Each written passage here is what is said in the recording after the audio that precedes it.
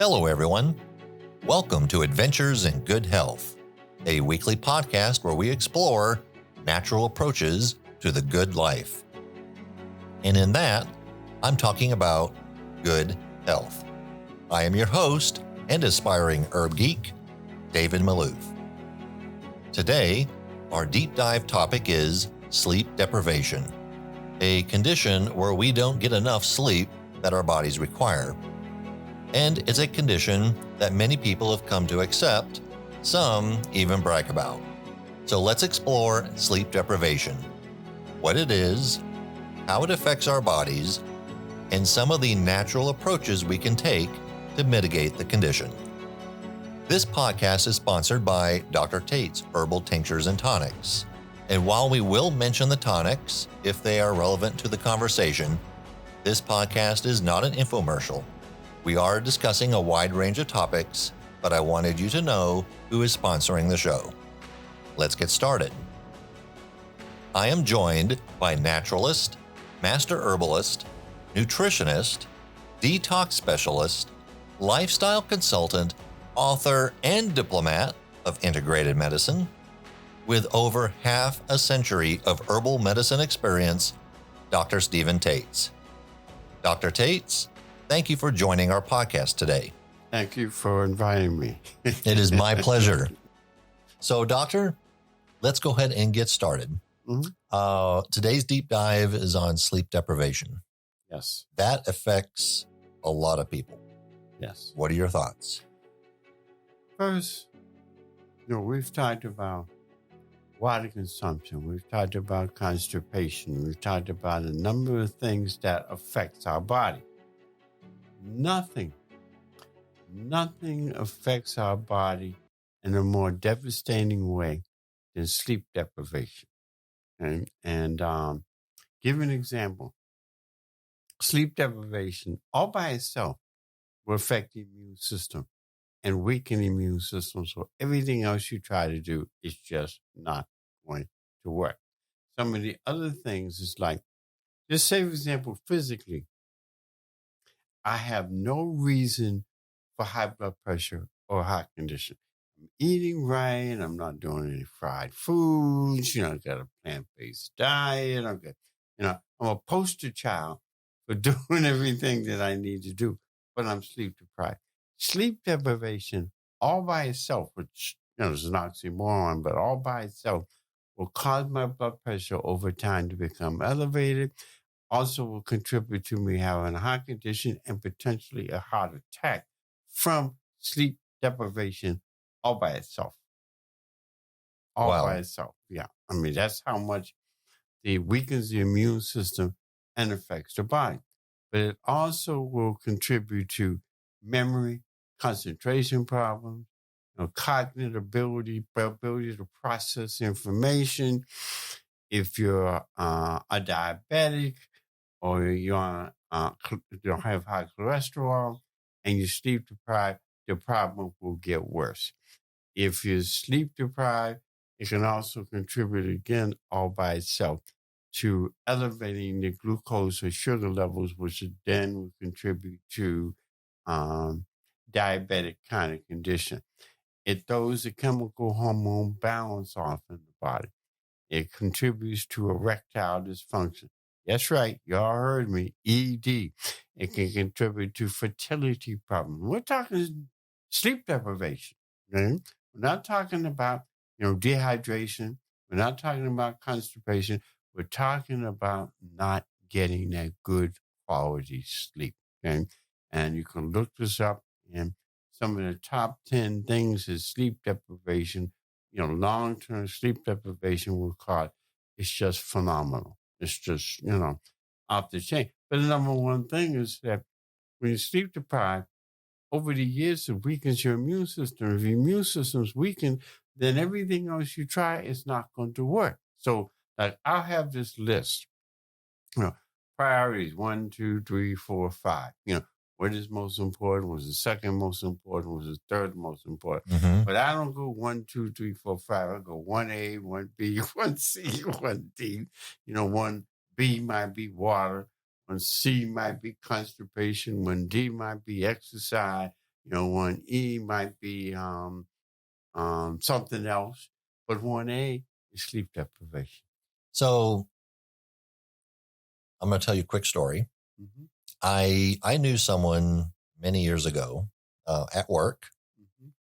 and this person was very proud of the fact that they only got 3 hours of sleep a night.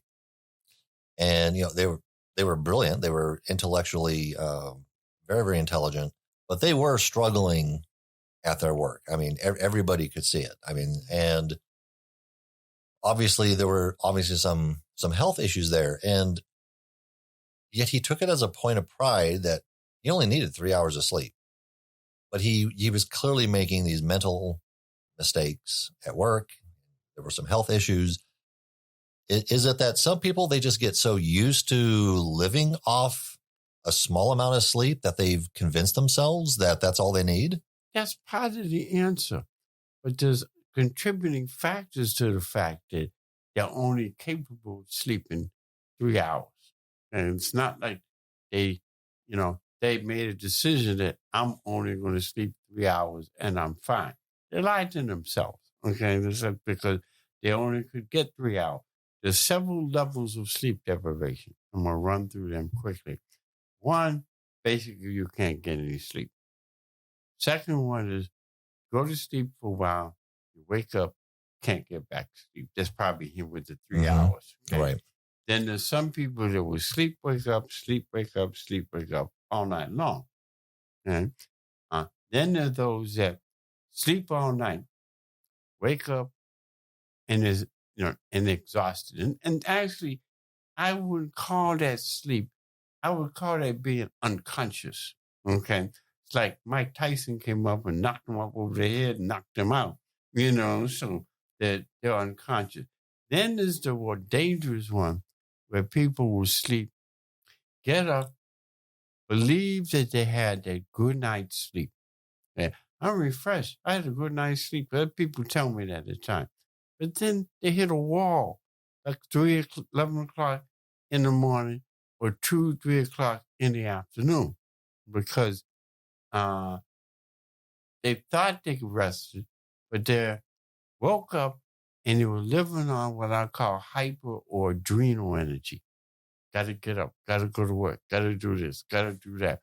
And the mind can push the body and give you a false sense that I have energy, because I'm accomplishing my tasks during the day.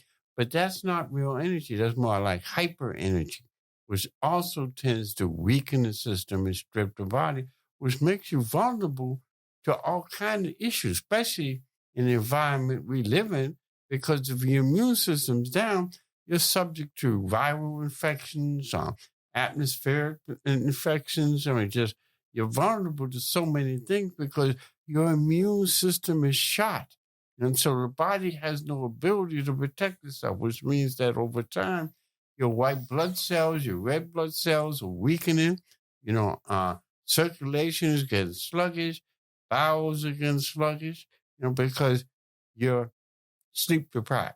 Now, let me give you an example of what I mean by good sleep. You ever know sometimes when we've all had this, that late afternoon, early evening, we got that power nap sleep. Mm-hmm. That power nap sleep that might be only 20, 30, 40 minutes.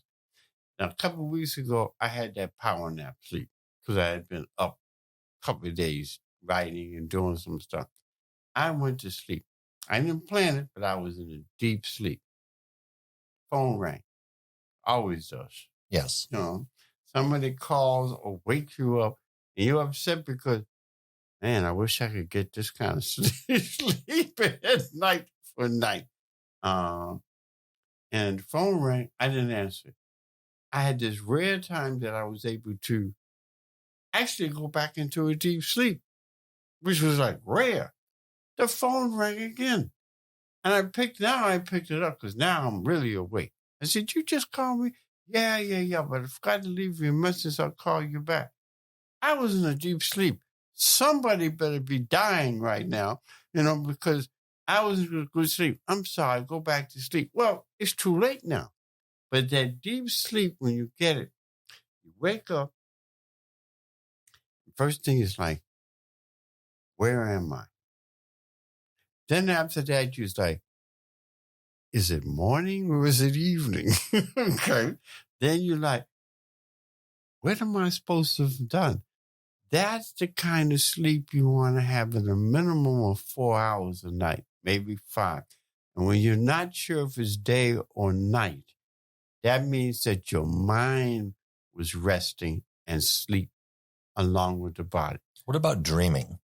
Is that an indication that you're getting a deep sleep? As an indication that you're on that borderline of getting a deep sleep, okay? But the mind is still a little bit too active, okay? You want when the mind kind of really more shuts down. You're just starting to remember nothing, okay? Mm-hmm. That's the deep kind of sleep that you want to get. Because the problem is you could go to sleep or be unconscious and your mind still be working for 2-3 hours. Oh, yeah. After you're going to sleep, which means that 2, 3, 4 hours the mind is working, the mind's not getting to sleep, and the body's really not getting any sleep either. Okay? Then you wake up, and the mind has not been resting, which contributes to memory and concentration problem, and the body's not resting. Now, you got problems because over time, that sleep deprivation will definitely contribute to memory and concentration problems. And as you get older, that is one of the top things, along with water and circulatory problems, not nourishing the body, especially water, and not breathing right, that will contribute to memory and concentration problems, that dementia, Alzheimer's type of thing. Okay? Because the body hasn't rested. And the billions and billions of cells in our body need that rest, mental and physical. And once your body starts to get that deep sleep, then the sleep you're getting will go deeper into the cells that will help those cells rest, which will mean will help the body to function better. And so you need that good sleep, good mental and physical sleep. There was, what was it, about 3-4 months ago, I got into that deep sleep. I don't know how long. I think I might have been in that deep sleep for about an hour or so. I woke up. I said, oh, it's 7:30. I got to get up and get ready to go to work because it's Saturday. So I got up, did my exercise, showered, shaved, got dressed. Then I always go back and check the computer after I got ready. I got on the computer about 9 o'clock now. I said, gee, this looks like I've read this news already. And I realized when I woke up, it wasn't 7:30 in the morning. It was 7:30 in the evening. That meant that for that period of time, my mind and body just went like into a deep therapeutic sleep that slows down the aging in the body. I was upset because now I'm awake. It's 9 o'clock at night. I'm thinking it's 9 o'clock in the morning. Yeah. So that becomes an issue.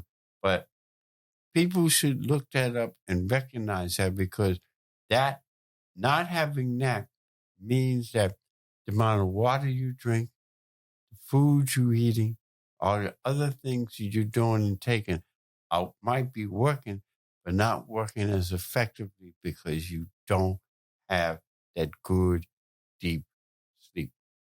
So a lot of people suffer sleeping problems for various reasons.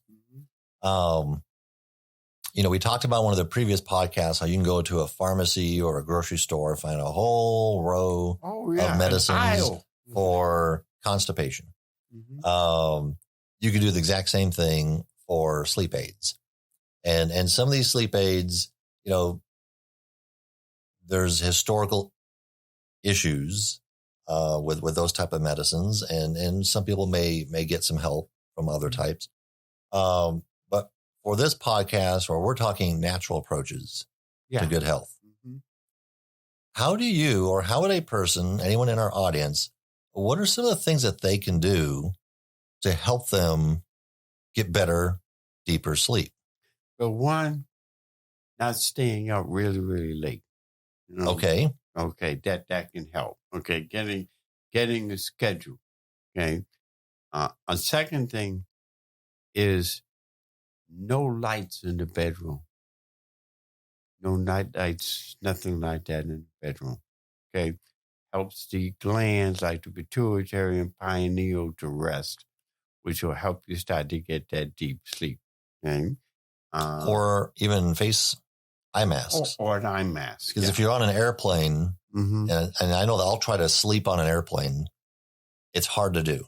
But if I put that mask over my eyes, boom, because that complete darkness helps the brain and the pituitary and pineal that's in your head shut down, which means the mind shuts down. When the mind shuts down, the body shuts down, and you're able to get that sleep. So sleeping in the room that is dark, or having that like you said, not those pads for your eyes, those are very, very helpful.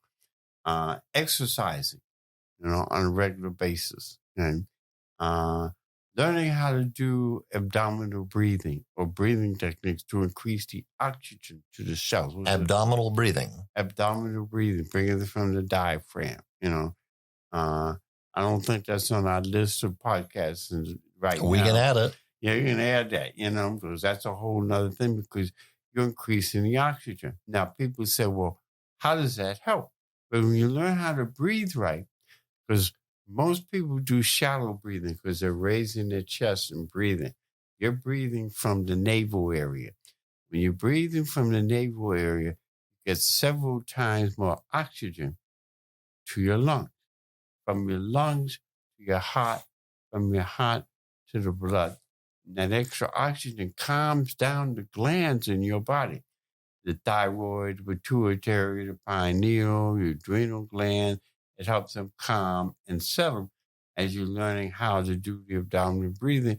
And then some of that oxygen, when it gets to the lungs, some of it will go to the heart, some will go to the brain. Your brain will be like, what, first water?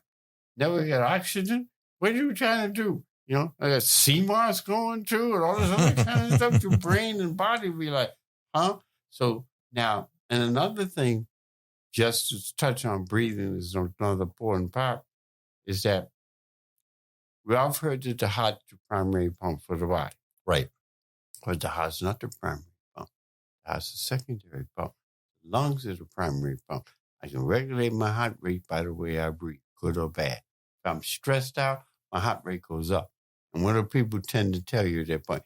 You need to breathe. So in the evening, as people were settling, doing some abdominal breathing will help. Reading something from a book, not from the computer. It could just be a few pages of something that doesn't relate to work. A novel or something. Something that can just make your mind just let go. Yeah. And you let your interesting. I mean, that's a very good point. I mean, to be honest, I like reading books about problem solving. Probably the last thing I need to be reading before going to bed.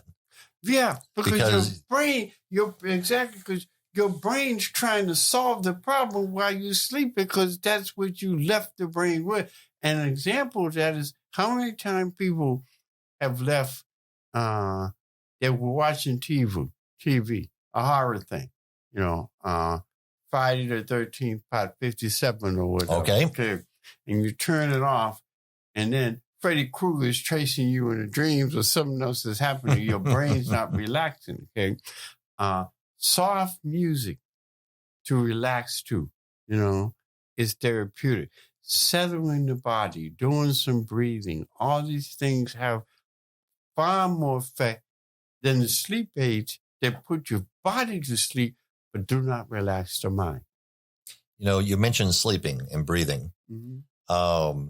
When I was a child, I was what they used to call back then hyperactive. Okay. And so you had nap time. No, not you. I know, it's hard to believe. I couldn't sleep. I mean, I don't know, 6 years old, 7 years old, laying down in the afternoon on a mat. And it's like, I wasn't going to sleep. That was ridiculous. Yeah. And I remember going to a doctor and, my mom was just talking about that kind of stuff. And he told me, take deep breaths. Yeah. And I, to a 7-year-old or a 6-year-old, however old I was. And so when I would take my little nap, I would just take my little deep breaths. Uh-huh. And it knocked me right out. Because breathing right calms the nerves and calms the glands down, and then that helps that sleep. Couple of herbs that might, be good. Slippery elm. The slippery elm calms, soothes, and relaxes the nerves. Another one is magnesium, close to bedtime. And magnesium is good to help bowel movement, that's where the whole milk of magnesia issue came from, okay? But, magnesium, like 800,000 milligram range, because it calms the nerve and helps without drugging you, your ability to go to sleep, So these are very easy, not expensive, because a lot of it's more what you do than what you take. Some hot tea, chamomile tea, is very soothing. They have a tea called Sleepy Time, okay? They're all about designed to calming and relaxing the nerves, same as with the breathing, to help the body settle, okay? When you're trying to go to sleep, you don't need to be reading about or watching things that is political or crazy. You want to listen to some soft music or something that is gentle to help settle the body. That will help start to put you into that deep sleep. And in the room or the eye patch, that becomes extremely important because you cannot get the deepest sleep that you want. It's not complicated stuff. It's just being consistent with stuff. Sometimes certain essential oils, like lavender oil, chamomile oil, those kind of things you have in a diffuser or something, they're very soothing and relaxing to the nerves and will help induce sleep, and you can look up some of those things that are more scent related that, that has that soothing smell to it that will help you be able to go to sleep. Make sure that the room is not cluttered that you sleep in. Very simple things like that, What about warm milk? Some people, warm milk works, It never worked for me when I was younger. Well, probably because I put chocolate in it or something. You think that might have been a deal, the warm milk, and I kept putting chocolate in it. But warm milk, a tea, even like a peppermint tea that tends to stimulate, but, is also good for calming. You can do chamomile tea. A lot of relaxing teas that you can get that are, designed to just settle the body, to calm the nerve. But I find the best thing, even above the teas, to calm the nerve, is that breathing we talked about. Breathing, making sure your body's hydrated during the day. Because when you're not getting enough water, the nerves are shaking. You had those spasms going because you didn't get enough water moisture in your system. Right. So these types of things work really, really well in helping you get that kind of sleep. And once you get that consistent mental and physical sleep, then the cells will start to relax and get stronger. The surface cell will then get deeper and deeper and deeper in the body. So when your body is more relaxed and the billions of cells in our body become more relaxed, and the immune system builds very, very strong. When the immune system gets stronger, then everything else you're doing as far as lifestyle changes will accelerate. You'll see benefits from other stuff you're doing 2 to 3 times faster at a minimum. Then the other thing is accumulating thoughts in your head, okay?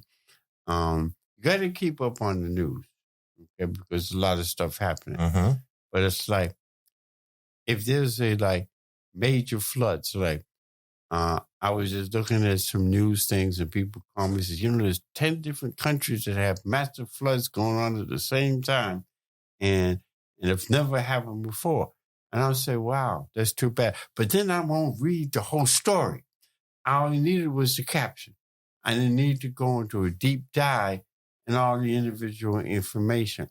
A child got run over by some maniac teenagers, okay? That's all I need to know.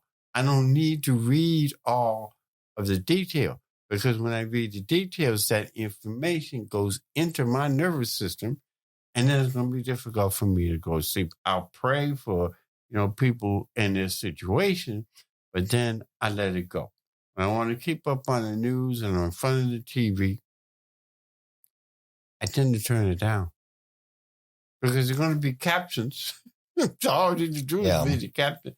Internet is great because all you need to read is a caption. When you get into the whole story, then you're absorbing too much of other people's thoughts and energy, which is why all these political things that's going on right now. Okay?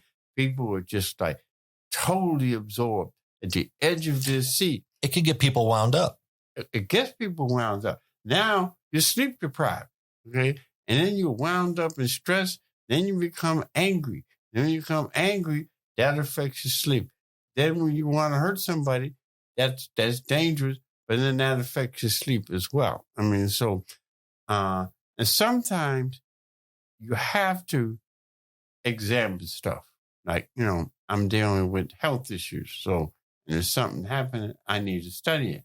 But then after I study it, I put on some music. Or I go to, of all things, the Cartoon Network.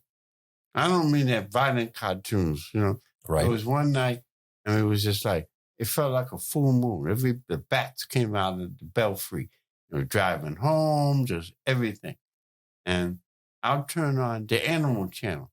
Because the animals act more civilized than a lot of us. Okay, so that'll calm you down. Yeah, that calms me down. Or gives me a good laugh, Or I'll watch cartoon. People say, cartoon, what do you watch? Three Stooges? No, that's old. I watch Bugs Bunny, Roadrunner kind of thing. I like Bugs Bunny. He's my hero. One, he's a vegetarian. Two, he don't get stressed on anything. People be trying to kill him. Say, hey, what's up, doc? That kind of no-brainer, type of stuff. So that I can just relax my brain, help me get into that deep sleep. So we've been talking about different herbs in this series. There's one in particular that I'm thinking of, the ginseng. Probably not the best herb to be consuming before you go to bed. Definitely not. They'll tell you that. That gives you a lot of energy. Yeah, because I know you do that, you won't be hyper, but you'll be up half the night. Like you had a good night's sleep, but you're just up. And it's like, what am I? Okay, so certain herbs, they got their time and they've got their place.